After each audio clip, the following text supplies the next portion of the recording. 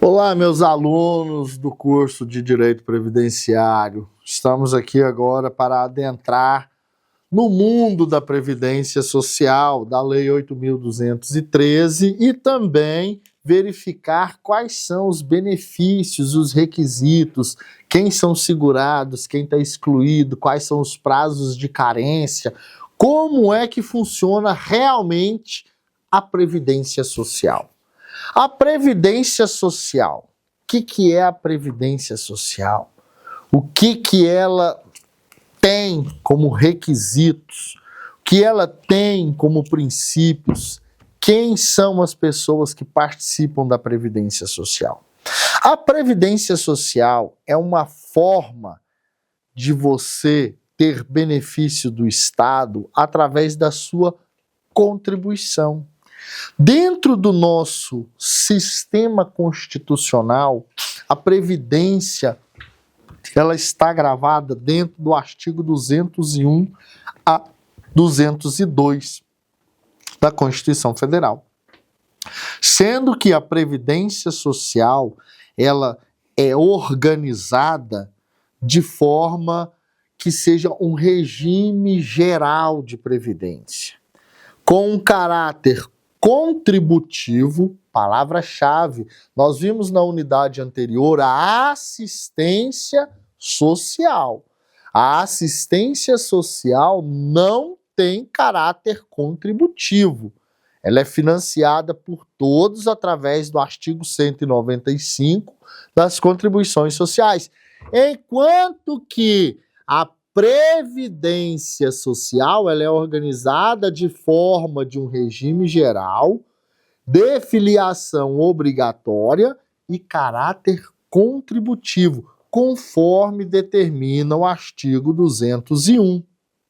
Sendo que esse artigo diz que ela deverá atender à cobertura de eventos por incapacidade temporária ou permanente, para o trabalho, proteção à maternidade, especialmente à gestante, proteção ao trabalhador em situação de desemprego involuntário, salário família e auxílio reclusão para dependentes dos segurados de baixa renda, pensão por morte do segurado homem ou mulher ao cônjuge ou companheiro, dependentes, observados o critério do parágrafo 2º, no qual diz o parágrafo 2º, nenhum benefício que substitua o salário de contribuição ou rendimento do trabalhador terá valor mensal inferior a um salário mínimo. Ou seja, o requisito da Previdência Social,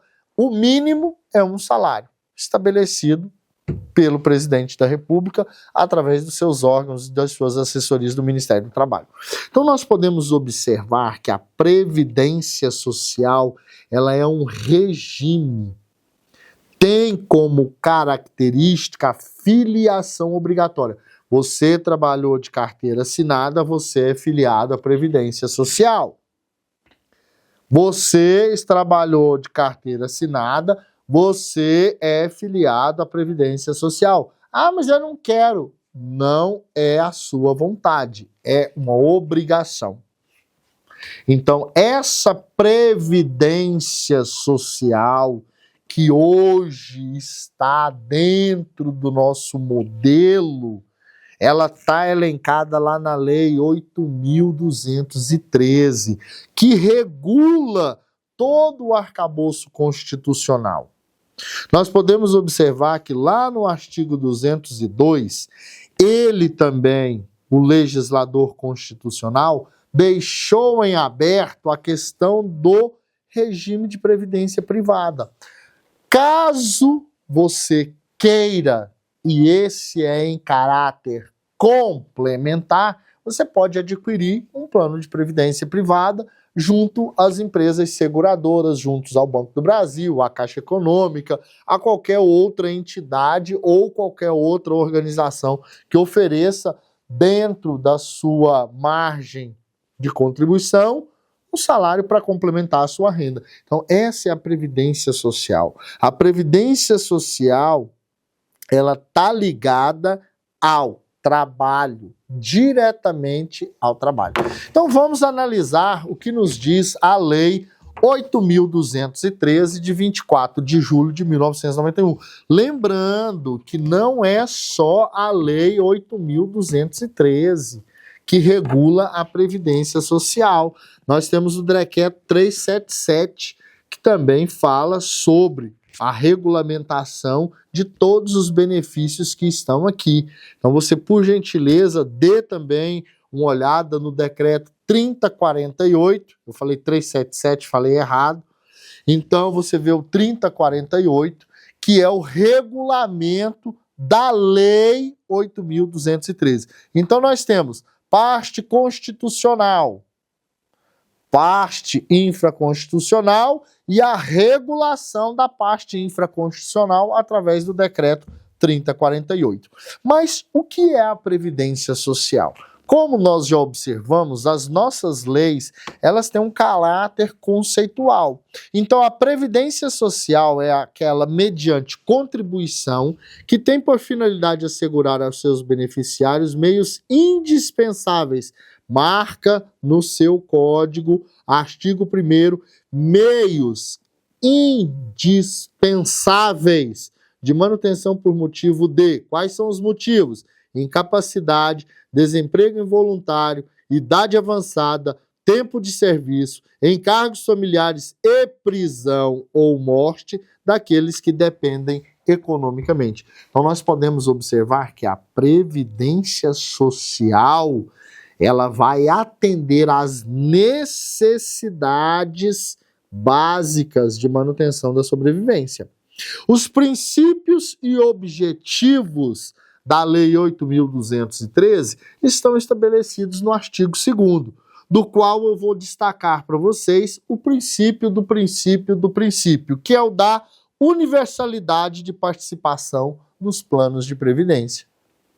O que é universalidade? Quer dizer que todos terão acesso, todas as pessoas que têm carteira assinada, que estão no mercado de trabalho, vão poder ingressar dentro da Previdência Social.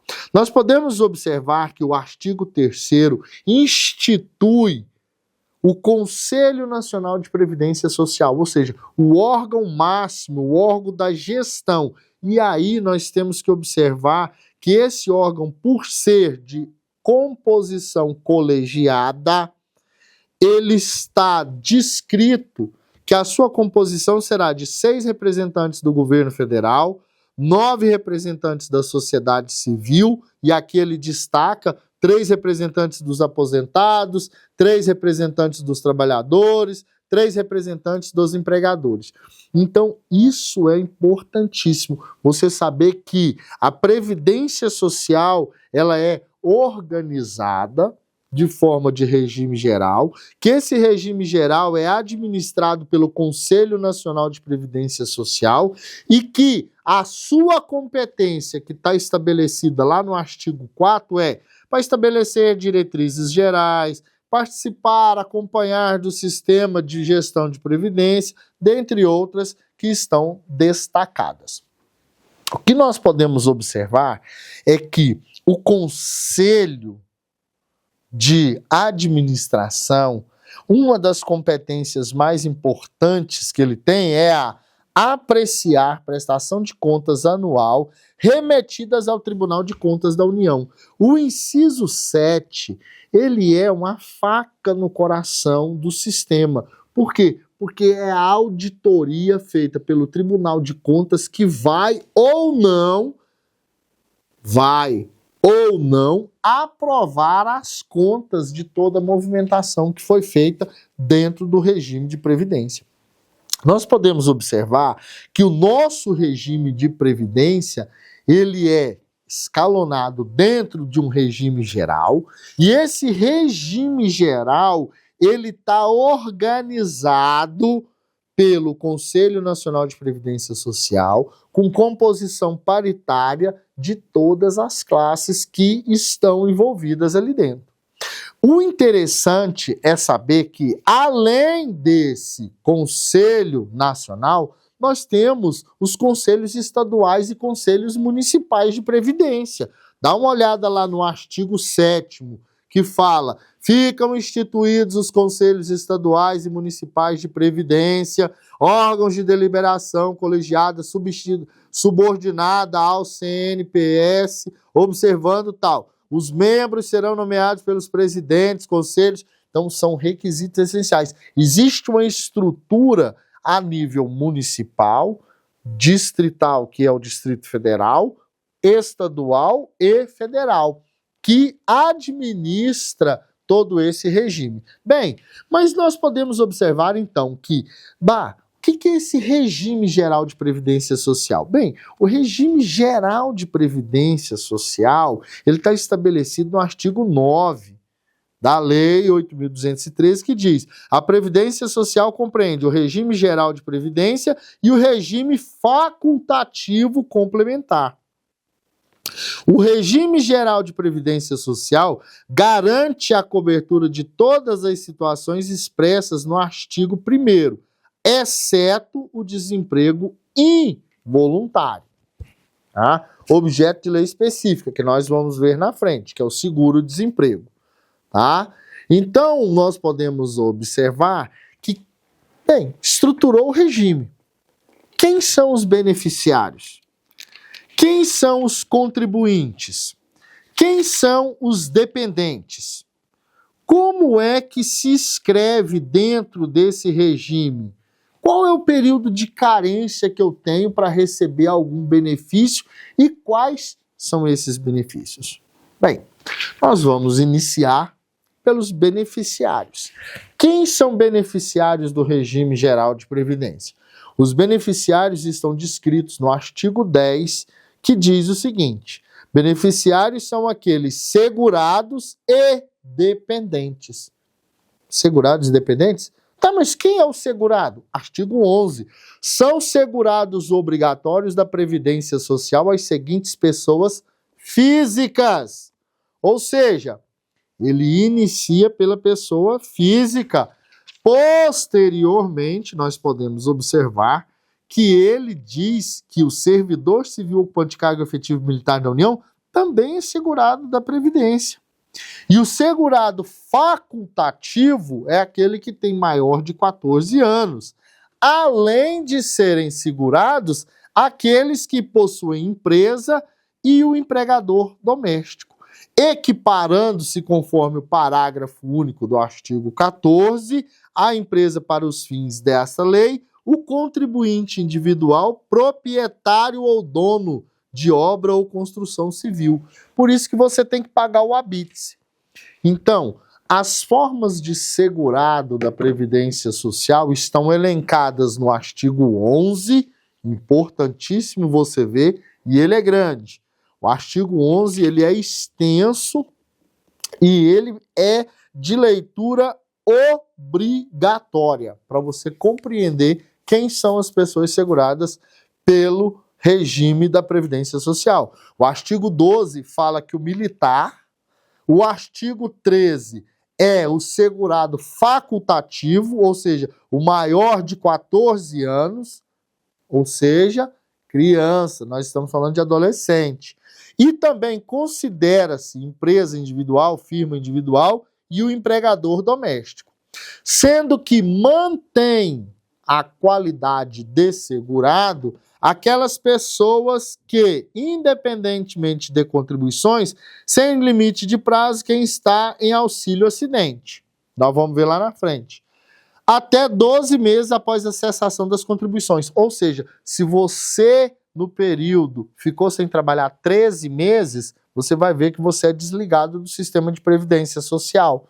Por quê? Porque o limite máximo de contribuição que você é tido como segurado é até 12, conforme o artigo 15, inciso 2. Inciso 3.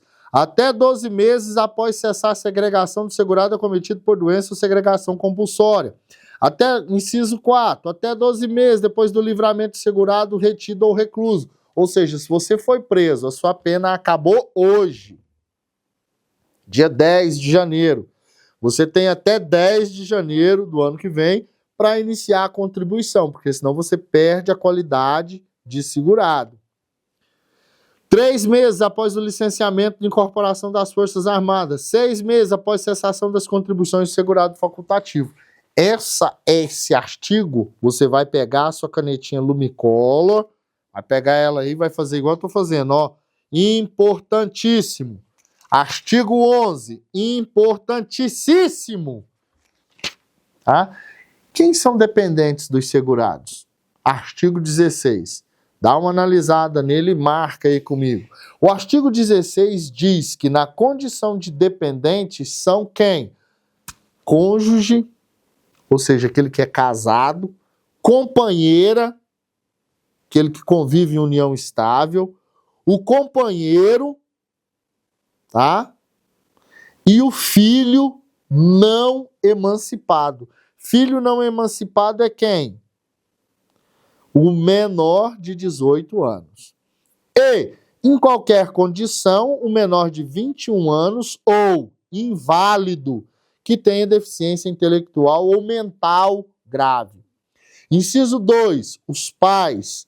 Inciso 3, o irmão não emancipado de qualquer condição, menor de 21 anos, ou aquele inválido por deficiência intelectual mental grave. Então, esses são o quê? Os dependentes do segurado. Ah, mas tem mais ainda, é só esses aí? Não, não são não. A existência do enteado menor do tutelado equipara-se a filho, nos termos do parágrafo 2º. Ah, mas e o companheiro e a companheira? Quem é? Como é que eu defino? A lei define. Dá uma olhada no parágrafo 3º do artigo 16. Ele vai falar o seguinte: considera-se companheiro ou companheira a pessoa que, sem ser casado, mantém união estável com o segurado, de acordo com o parágrafo 3º do artigo 226 da Constituição. Bem, se nós temos as pessoas que são os contribuintes, os segurados, nós temos os dependentes, como é que se faz a inscrição nesse regime de seguridade? Como é que eu adentro o sistema da Previdência Social? Bem, você vai observar que o regulamento 3048 é que vai falar sobre isso aí. Mas é de obrigação do dependente promover a sua inscrição a qualquer momento, atendendo aos requisitos do quê? Do segurado. Se você observar e se você prestar bastante atenção, você vai ver que o regime de previdência social, ele estabelece, dentre outras questões, a seguridade obrigatória para aqueles que são empregados. Então, a obrigação da inscrição é do empregador, é da empresa.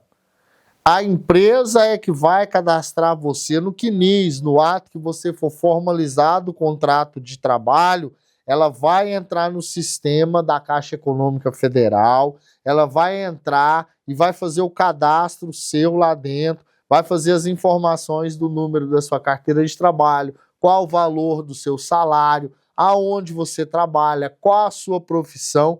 A priori, a inscrição do segurado é feita pelo empregador, através do e-social, através do CNIS e através da carteira de trabalho digital. Hoje não tem mais essa divergência. Ah, mas ele não me escreveu. Não. A Lei 10.410 incluiu dentro da programação do empregador o empregado doméstico e o empregado obrigatório CLT. Então, a princípio, a quem cabe fazer a inscrição dentro do regime de previdência social? Ao empregador. Bem, então nós temos verificado, lá do artigo 16, que a qualidade de segurado se mantém, mas Existem alguns períodos de carência. Qual que é manter-se como segurado e período de carência? Manter-se como segurado é o período após o último pagamento de contribuição que você tem direito ao benefício. E os períodos de carência? Período de carência é aquele período mínimo que você tem que contribuir com a Previdência para ter direito ao benefício. Vamos dar uma olhada lá do artigo 24 em diante.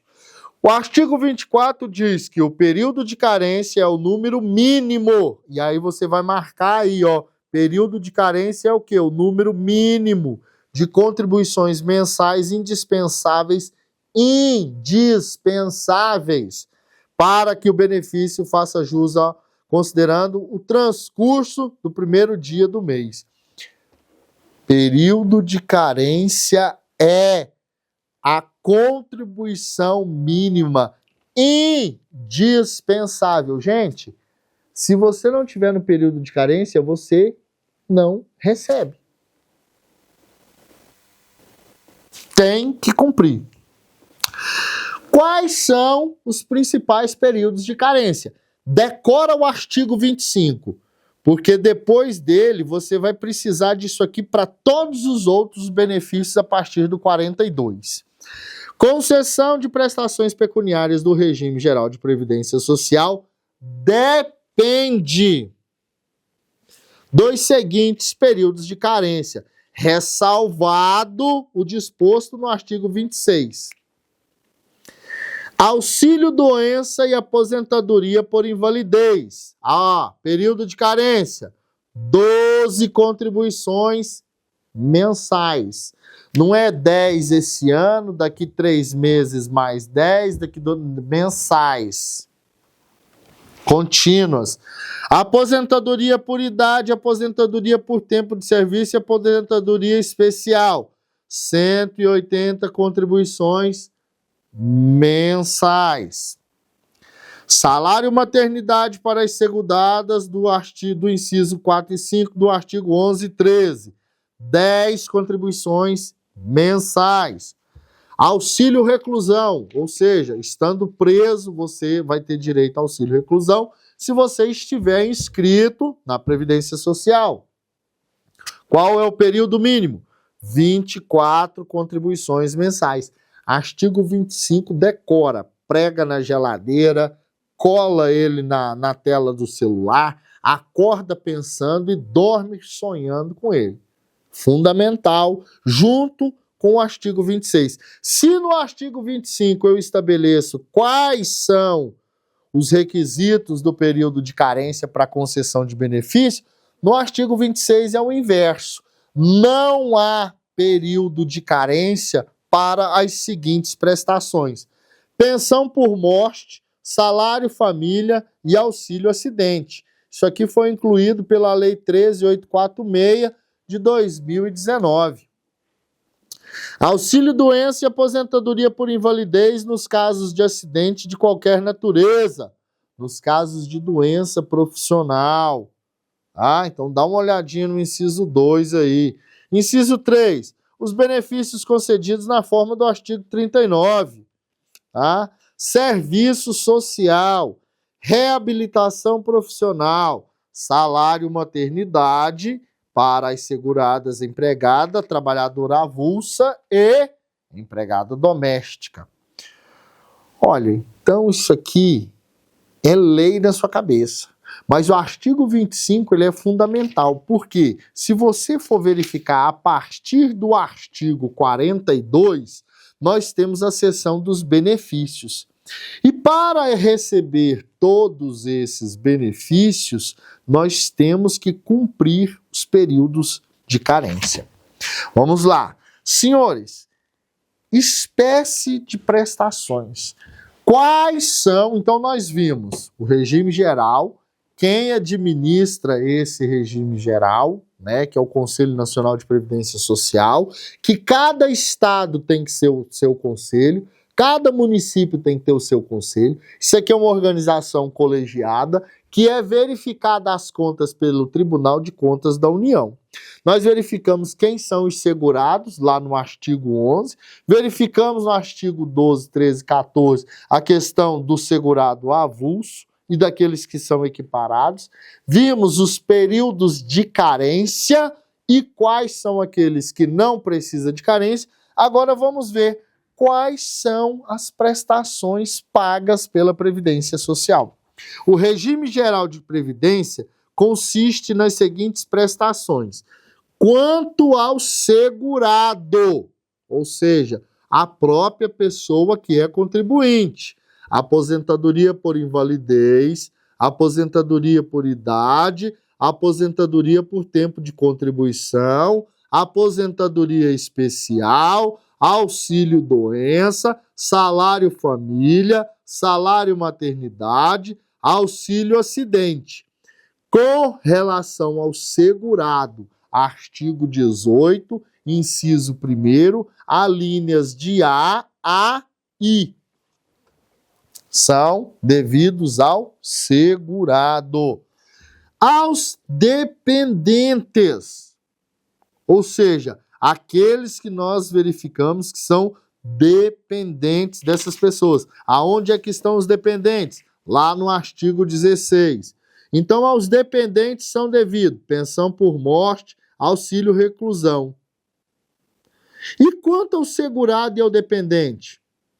A gente tem o serviço social e a reabilitação profissional. Agora, interessante que o parágrafo 1º do artigo 18 fala que somente poderá receber o benefício do auxílio-acidente aqueles segurados que estão incluídos lá no artigo 11. Quais são esses segurados do artigo 11? Inciso 1, 2, 6, 7. Então, só esses é que podem receber esse auxílio. Sendo que o artigo 19 descreve o que é o acidente de trabalho. Importantíssimo, nós vimos que a legislação brasileira ela é conceitual. E nós temos aqui falando no seguro pago ao dependente, que é o auxílio acidente, que é o item H do inciso 1 do artigo 18. Mas o que é o auxílio? Mas o que é um acidente? Acidente de trabalho é o que ocorre pelo exercício do trabalho a serviço da empresa ou do empregador doméstico ou pelo exercício do trabalho referido no inciso 1 dessa lei, provocando o quê? Lesão corporal, perturbação funcional que cause morte ou perda e redução para a capacidade de trabalho. E aqui nós temos a emissão do famoso CAT, Comunicado de Acidente de Trabalho. Quem tem que fazer isso? A empresa. Parágrafo 1º.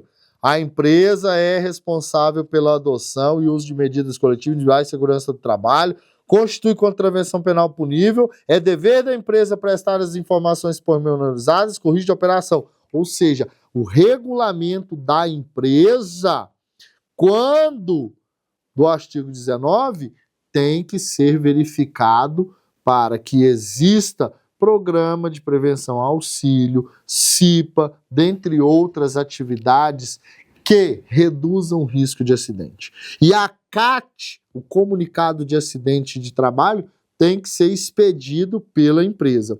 Considera-se acidente de trabalho nos termos do artigo anterior. Doença, aqui vem a lista do que é considerado como doença profissional, sendo que equiparam-se ao acidente de trabalho, lá no artigo 21, as hipóteses do 1, 2, 3, 4 e 5. E importantíssimo, o artigo 21A, que foi incluído pela Lei Complementar 150 de 2015, fala sobre a questão da perícia médica.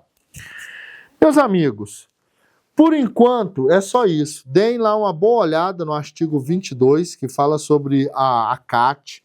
Verifiquem os requisitos do que é o acidente de trabalho.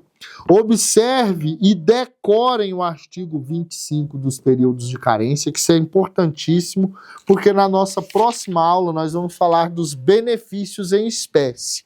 E aí nós vamos verificar o que é necessário para que você receba da Previdência os benefícios que estão listados no artigo 18.